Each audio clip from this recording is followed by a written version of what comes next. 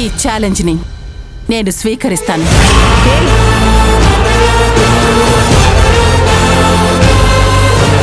ఇప్పుడు నువ్వు కరెక్ట్గా మాట్లాడావు.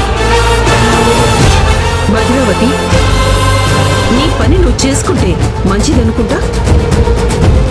త్రిపురకి నేను పెట్టే ఛాలెంజ్ నచ్చితే తనే బోనం ఎత్తుతుంది. నువ్వు చెప్పు త్రిపుర, నేను పెట్టే ఛాలెంజ్ నీకు ఓకేనా?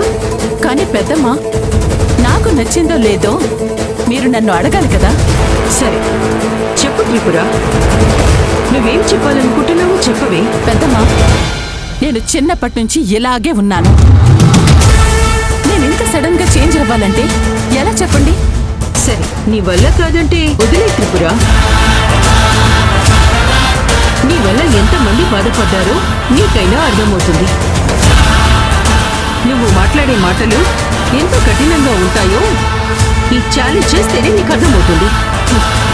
నేను అందరితో కావాలని ఏం గొడవ పడను. ఎవరైనా నన్ను నిందిస్తే మాత్రం నేను ఊరుకోను. సరే త్రిపుర, ఇప్పుడు ఏంటి? ఈ ఛాలెంజ్ని నువ్వు స్వీకరిస్తున్నావా లేదా?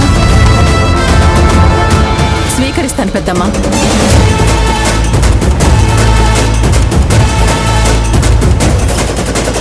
నాకైతే ఈ ఛాలెంజ్ పెడుతున్నారు, మరి ఈ లక్ష్మికి ఎలాంటి ఛాలెంజ్ లేదా? లక్ష్మికి ఛాలెంజ్ ఎందుకు పెట్టాలి? లక్ష్మి నీలాగా నువ్వు బోనం ఎత్తడం వద్దు అని చెప్పలేదు కదా. నువ్వు చెప్పావు కాబట్టి నువ్వే ఈ ఛాలెంజ్ చేయాలి. చెప్పు త్రిపుర, నువ్వు ఈ ఛాలెంజ్ ఒప్పుకొని ఇందులో విన్ అయితేనే నువ్వు రేపు అమ్మవారికి బోనం సమర్పిస్తావు.